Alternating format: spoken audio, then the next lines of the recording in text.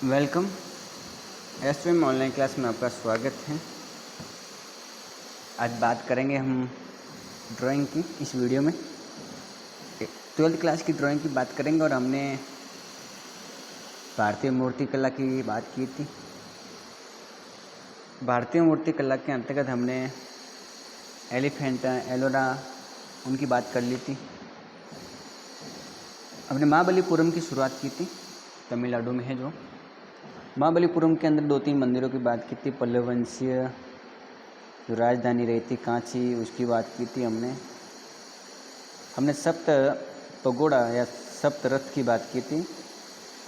तो महाबलीपुरम के अंदर जो मंदिर मिले हैं, इसके अलावा जो गंगा अवतरण मिला है, त्रिमूर्ति मंदिर हैं, वरामन है, उसकी बात कर ली थी। तो आज पढ़ेंगे हम गंगा अवतरण के बारे में, ठीक है।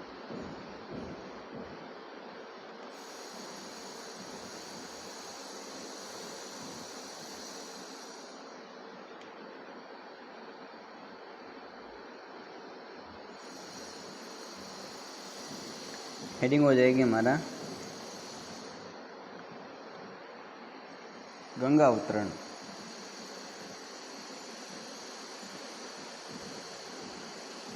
गंगा का जन्म या अवतरण। सुनेंगे, ध्यान से देखेंगे, समझेंगे।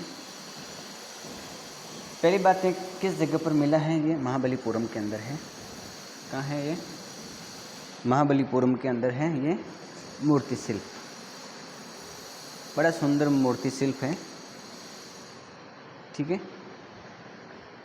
ये जो मूर्ति शिल्प है, ये पर्वत को काट करके पर्वत की जो शिला है उसकी दीवार पर बनाए हैं।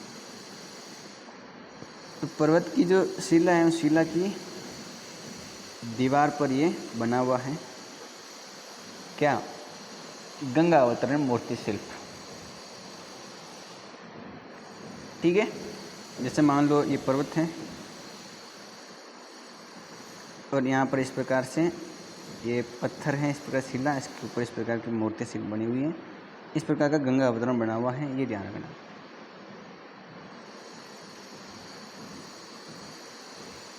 इसके अलावा ये ध्यान रखना है कि ये खुले आकाश में बना हुआ किसी गुफा में नहीं है और बहुत सारी मूर्तियाँ बनी हुई हैं और ये विश्व प्रसिद्ध हैं। बहुत सारी मूर्तियाँ बनी इस पत्थर पर, ठीक है। तो विश्व प्रसिद्ध में इसका नाम आता है गंगा अवतरण का। अगर इसकी बात करें इस पूरे शिला खंड की, विशाल पत्थर की, जिस पर ये दीवार पर बना हुआ है, इस प्रकार का पत्थर है इस साइज में, तो 98 फीट ऊंचा है। चौड़ाई की बात करें तो 33 फीट। कितना? 33 फीट।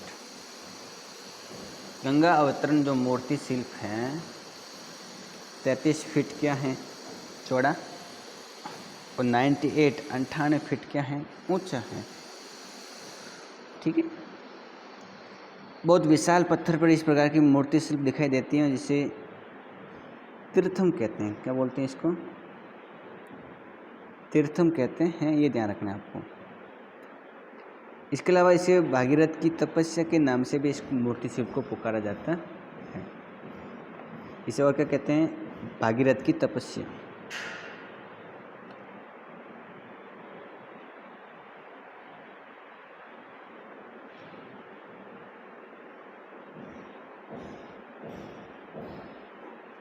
तो भागीरथ की तपस्या, गंगा अवतरण या तीर्थम, एक ही नाम। अब गंगा अवतरण नहीं पूछ करके भागीरथ की तपस्या नामक मूर्ति शिल्प कहाँ मिला है, तो ये भी पूछ सकते हैं। तो महाबलीपुरम में। महाबलीपुरम कहाँ है? तमिलनाडु में। क्योंकि भाई गंगा अवतरण पूछ ले, गंगा अवतरण के बारे में लिखिए तो आप आराम से लिख सकते हो। अभी पूरा विस्तार से बात करेंगे, लेकिन इसकी जगह ये भी नाम आ सकता है कि भागीरथ की तपस्या नामक मूर्ति शिल्प कहाँ मिला है, तो आपको कंफ्यूज नहीं होना है, ये ध्यान रखना है आपको, ठीक है। तो ये बात आपको ध्यान में रखनी है। तो इसकी साइज़ की बात कर ली हमने, और जब इस पूरे पत्थर को देखते हैं तो इसके बीच में एक दरार है। क्या बनी हुई? एक बीच में एक चौड़ी दरार बनी हुई है जो गंगा के बहाव को बताती है। जैसे मान लो ये पूरा पत्थर है, इसके बीच में हम देखते हैं इस प्रकार की एक दरार बनी हुई है इस पत्थर के बीच में। और जो ये दरार है, इस दरार को दरअसल गंगा का बहाव मानते हैं कि गंगा का पानी इस प्रकार से इसकी है, गंगा की धारा बताई हुई है। ठीक है, तो ये ध्यान रखना आपको, गंगा का बहाव बताया है बीच में एक चौड़ी दरार के माध्यम से। और इसके दोनों तरफ, इस बहाव के दोनों तरफ देवी देवताओं की मूर्तियाँ हो, मानव की मूर्तियाँ हो, जानवर की हो या नाग वगैरह हैं, गंधर्व हैं, विद्याधरों की बहुत सारी आकृतियाँ बनी हुई हैं अनंत इस दोनों तरफ। तो वापस सुनेंगे कि जैसे मान लो इस प्रकार का ये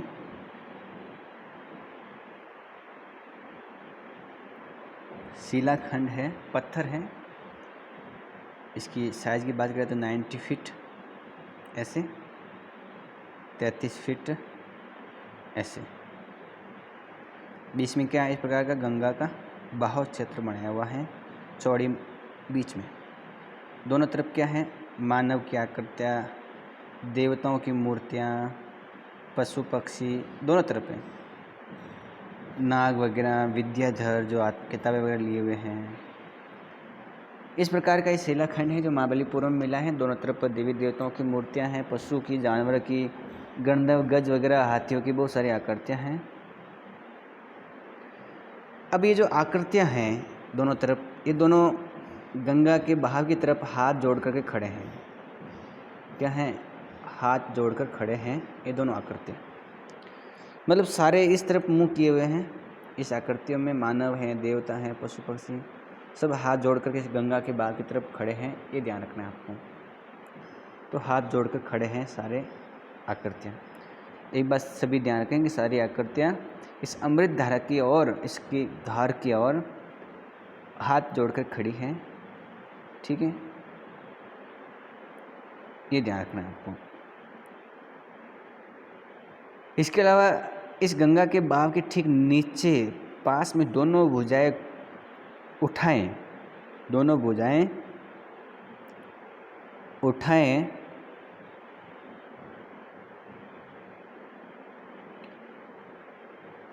भागीरथ तपस्या में मग्न है, ऐसी मूर्ति भी बनी हुई है। तो एक बात ध्यान में रखनी है आपको कि ठीक इसके पास में एक भागीरथ दोनों भुजाएं हाथ उठाए हुए हैं और तपस्या में क्या है, मग्न है, ये ध्यान रखना है आपको। तो मूर्ति शिल्प है, दोनों तरफ जानवर हैं और इस प्रकार से एक भागीरथ को बनाया है। भागीरथ नाम सुना होगा, जिन्होंने गंगा नदी को लाया था तपस्या करके। तो भागीरथ को दोनों हाथ खड़ा करके तपस्या में मग्न करे हुए ऐसे मूर्ति बनी हुई है, ये ध्यान रखना है। ठीक है, अब भागीरथ की तपस्या की जो मूर्ति शिल्प है बड़ी सुंदर है और इसके पास में एक बिलाव है, वो भी तपस्या में मग्न है। इस प्रकार को बिलाव को भी बताया कि वो भी तपस्या कर रहा है, वो भी मूर्ति बनी हुई है उसके पास में। ठीक है,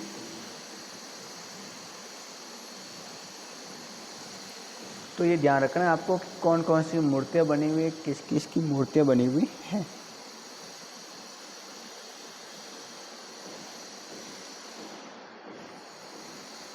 तो एक बात तो ये याद करेंगे, बाकी ज़बरदस्त मूर्ति बनी हुई है। तो दो तीन बातें ध्यान रखनी है इस मूर्ति की, मूर्ति शिल्प की। तो आधा नंबर का क्वेश्चन आ सकता है, एक नंबर का कि गंगा अवतरण या भागीरथ की तपस्या नामक मूर्ति शिल्प की टिप्पणी करिए, तब आपको ये लिखनी है। या महाबलीपुरम की प्रमुख मूर्ति शिल्प को बारे में लिखिए, तब ये लिखना है आपको। ठीक है, तो एक बात आराम से ध्यान रख सकते हो आपको।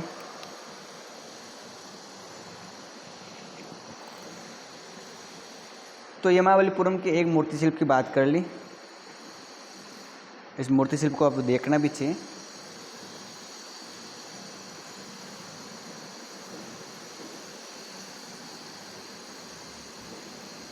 आपको ये मूर्ति शिल्प दिखाई दे रहा है, ये है गंगा अवतरण। ये गंगा नदी का बहाव है हाथी वगैरह खड़े हैं, बहुत सारी मूर्तियां हैं।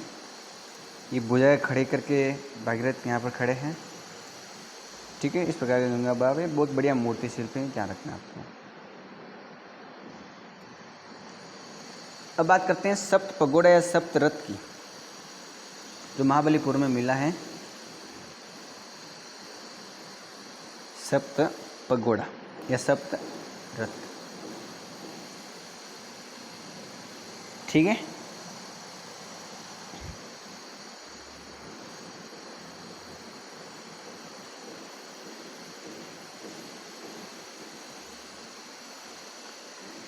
सप्त रथ में 7 रथ है। कितने रथ हैं? 7। नाम से पता लग रहा है 7 रथ हैं। बड़ी बात है, किस किस के रथ हैं? तो 5 रथ तो 5 पांडवों के हैं। जो 5 पांडव हैं उनके हैं, ठीक है। और एक है द्रौपदी का, द्रौपदी। तो द्रौपदी का रथ जानते हो कौन है? द्रौपदी। एक है गणेश का रथ है। तो गणेश का एक हो गया, 5 तो 5 पांडव के हो गए, एक द्रौपदी का हो गया, एक गणेश का हो गया। कुल कितने रथ हो गए? 7 रथ हो गए। ये भी ज़बरदस्त मूर्ति शिल्प है, ये भी ध्यान रखना है आपको महाबलीपुरम के अंदर। अब सब रथों को अलग अलग पर्वत को काट करके, पहाड़ को काट करके बनाए हैं सभी रथों को, ये ध्यान रखना है आपको। तो पर्वत को काट करके इन सभी रथों को बनाया है। और अगर बात करें इस शैली की, तो ये एक प्रकार की द्रविड़ शैली में बने हुए सारे रथ, नई प्रकार की द्रविड़ शैली की, ठीक है। तो नवीन द्रविड़ शैली में नए तरीक़ों से, द्रविड़ शैली यानी दक्षिण भारत की शैली है, उस तरीके से बने हुए हैं ये 7 रथ, ठीक है। तो 7 रथ किस किस के बने हुए हैं उसकी बात कर ली मैंने।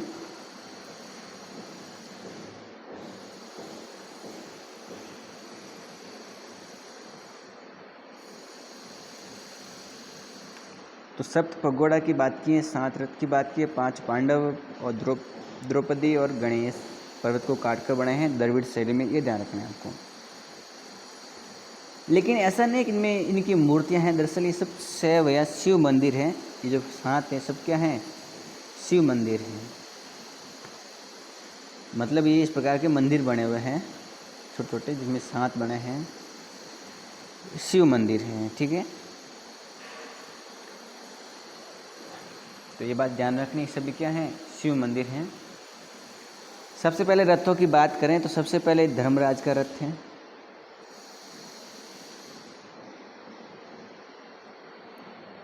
फिर भीमरथ है, फिर सहदेव का रथ है, ठीक है। और जब इन रथों के वाले मंदिर की बात करें, इनके जो पर्वत को काट कर बनाए हैं, भीमरथ, सहदेव रथ और धर्मराज रथ, तो इन मंदिरों की, इन रथों की अगर ऊपर छत देखें तो जो छत है वो पिरामिड आकार की है। किस आकार की है? पिरामिड आकार की है, ये ध्यान रखना आपको। तो सप्त रथ की बात कर रहे हैं, सप्त पगोड़ा जिसको कहते हैं, महाबलीपुरम का मूर्ति शिल्प है। इसमें 7 रथ बने हुए। कितने रथ? 7। 5 पांडव का, एक द्रौपदी का, एक गणेश का। ये जो रथ हैं पर्वत को काट कर अलग अलग बनाए हैं, जो नवीन द्रविड़ शैली में बने हुए हैं, सारे शिव मंदिर हैं। पहले वाले जो 3 रथ हैं, धर्मराज युधिष्ठिर का रथ, भीम का देव या भीमदेव का रथ या सहदेव का रथ, जो इनके अगर छत देखें तो आपको पता होने से इनकी जो छत हैं वो पिरामिड आकार की हैं, और एक के ऊपर एक 3 तल बनाए हुए हैं इसके अंदर, ये ध्यान रखना है आपको। कितने तल बनाए हुए हैं? 3 तल बनाए हुए हैं। अगर 3 तल की बात करें तो आप चित्र में देख सकते हो, जैसे ये देखो, ये जो आपको दिखाई दे रहा होगा मंदिर, इसमें इस प्रकार के पिरामिड आकार के बने हुए हैं, जिसमें एक तल तो ये हो गया, 2 और 3। इस प्रकार के 3 तलों में बनाया हुआ है, 1, 2 और 3। ठीक है, ये बात आप ध्यान में रख सकते हो कि एक के ऊपर एक, और तो 1 हो गया, 2 हो गया और 3 हो गया। इस प्रकार से अलग अलग तल बनाए हैं, ये ध्यान रखना है आपको। और इनके ऊपर सुंदर रूप से डिजाइन की हुई है। ठीक है, तो ये बात आपको ध्यान में रखनी है। किस प्रकार के रथ बनाए हैं, बड़े सुंदर तरीके से बनाए हैं उस समय, ये ध्यान रखना है आपको। तो धर्मराज रथ, भीम रथ और सहदेव रथ बड़े पिरामिड आकार के हैं, तीन तल में बनाए हुए हैं और इन पर अलंकरण किया हुआ है, डिजाइन वगैरह बनाई हुई है। लेकिन अगर हम अर्जुन के रथ की बात करें,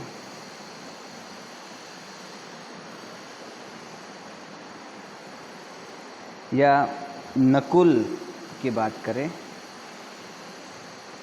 या द्रौपदी की बात करें, या गणेश की बात करें, गणेश रथ की, तो ये जो रथ हैं थोड़े साधारण रथ हैं। जैसे ये जो रथ बनाए बड़े सुंदर रूप से बनाए हैं, इनमें बात करें तो अलंकरण ज़्यादा दिखाई देता है 3 तल में। लेकिन ये जो अर्जुन है, नकुल है, द्रौपदी हैं और गणेश, इनके रथ कैसे हैं, साधारण बनाए हुए हैं। बात समझ में आ रही होगी। ठीक है, तो ये बात आपको ध्यान में रखनी है कि इनके तल बिल्कुल साधारण बनाए हुए हैं।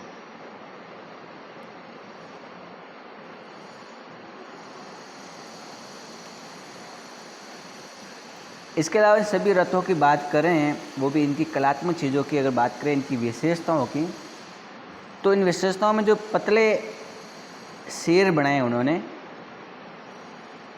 कीर्तिमुख शेर बनाए हैं, उनकी पीठ पर उन्होंने सुंदर डिजाइन बनाई है, अलंकरण बनाए हैं, ये ध्यान रखना है आपको। इसके अलावा रथ में स्तंभ हैं, इसके अलावा मकर तोरण द्वार हैं,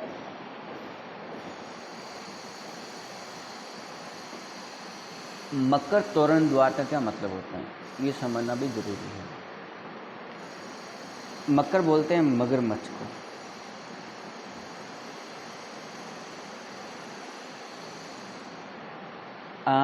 जैसे तोरण तो समझते होंगे, तोरण क्या होता है, ये स्तंभ है। ठीक है, इस प्रकार का सिस्टम है। तो ये जो ऊपर है ये तोरण है, क्या है, तोरण। ठीक है, और अगर यहाँ पर मगरमच्छ की मुंह की आकृति है, गेट में प्रवेश करते तो कभी यहाँ हाथी की आकृति देखा होगा, इस प्रकार की सूंड लिए हुए। अगर यहाँ मगरमच्छ का मुंह है तो ये तो तोरण हो जाएगा, ये मकर तोरण हो जाएगा। कौन सा तोरण, मकर तोरण।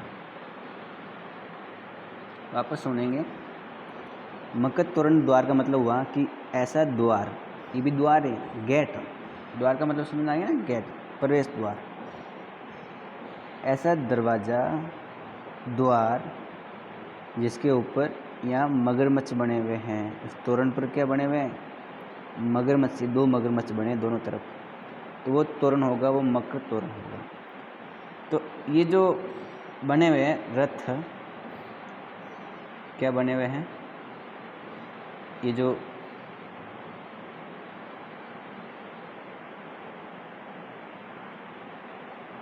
रथ बने हुए हैं, क्या बने हुए हैं, ये रथ।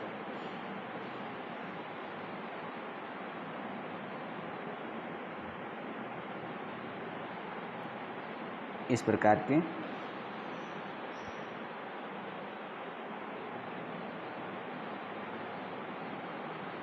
अलग अलग 3 तल बनाए हुए हैं, ये गेट हैं। अगर इन रथों की बात करें, इन पर डिजाइनें बनाई हुई हैं, इनके ऊपर ये जो जाने का प्रवेश द्वार है वो कैसा है, मकर तोरण द्वार बनाया हुआ है। स्तंभ बनाया हुआ है, स्तंभ तो समझते होंगे ना, ये जो है ना 2 ये स्तंभ हैं जिस पर इस प्रकार का कुछ तोरण वगैरह टिका हुआ है और इस पर भी डिजाइन है। ये अगर इन पर फूल पत्तियाँ वगैरह कोई आकृतियाँ बनी हुई तो अपन कह सकते हैं अलंकृत स्तंभ है। ये सीधी सी बात आपको ध्यान में रखनी है, ठीक है। इसके अलावा जैसे मान लो ये 2 स्तंभ हैं,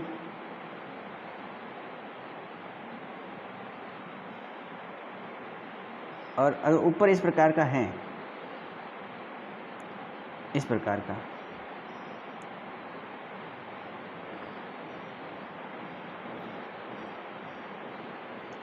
तो ऊपर वाला जो ये भाग है, ये इस भाग को बोलते हैं मेहराब। यहाँ पर बहुत सारे डिजाइन वगैरह होती है जो अलंकृत मेहराब कह सकते हैं। और मंदिर हैं, क्या है मंदिर, इस मंदिर में जैसे दरवाजा है, दरवाजे के ऊपर जो बड़ा भाग होता है ऐसे, इसको बोलते हैं सरदल। क्या बोलते हैं इसको, सरदल। तो ये ध्यान रखना है आपको, हैं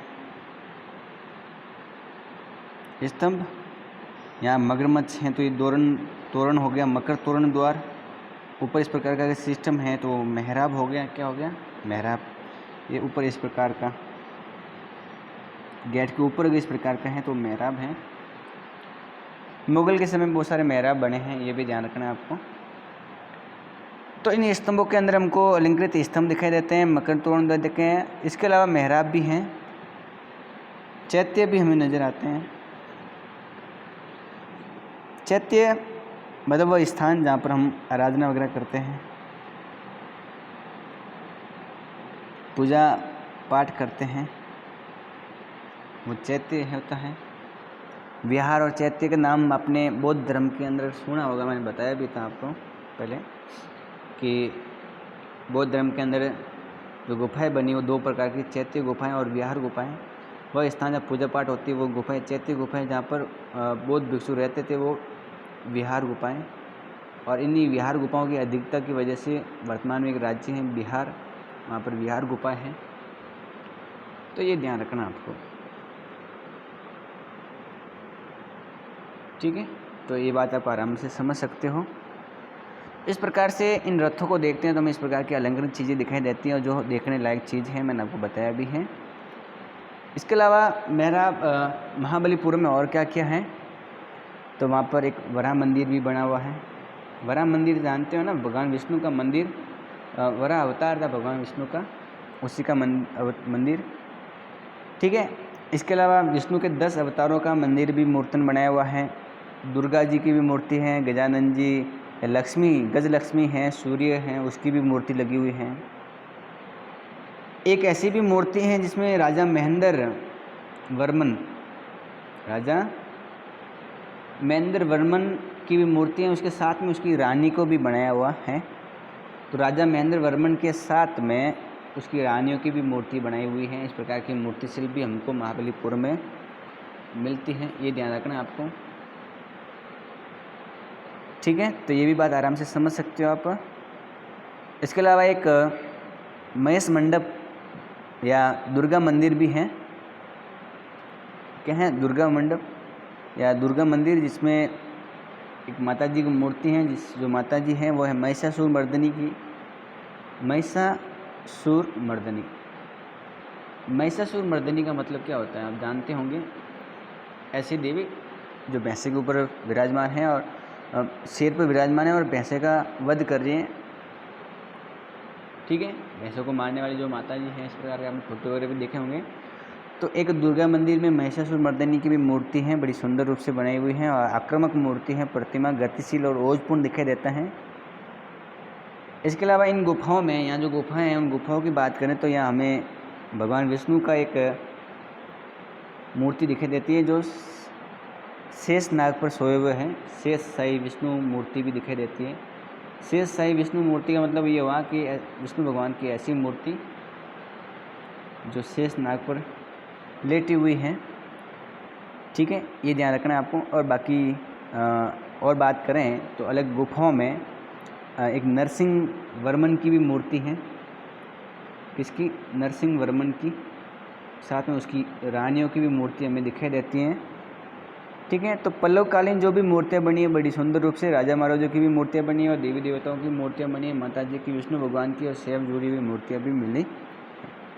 तो हमने महाबलीपुरम की बात की है, जिसके अंतर्गत हमने सप्तरप्त रथ के अलावा भागीरथ तपस्या की बात की है और इस प्रकार से हमने वहाँ पर अलंकृत चीज़ें पढ़ी हैं।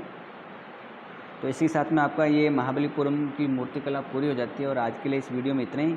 बाकी बात करेंगे हम अगली वीडियो में। वीडियो को लाइक करें, चैनल को सब्सक्राइब करें और वीडियो को शेयर ज़रूर करें। तो आज के लिए इतना ही। बाकी बात करेंगे अगली वीडियो में। और वीडियो को 2-3 बार देखना है, तब आपको ये तथ्य याद होंगे और बात समझ में आएगी किस पर कौन सी अलग चीज़ें आपको याद रखनी है और क्या क्या विशेषता है इन मूर्ति शिल्पों की। ठीक है, तो घर पर रहिए, सुरक्षित रहिए और आज के लिए इतना ही।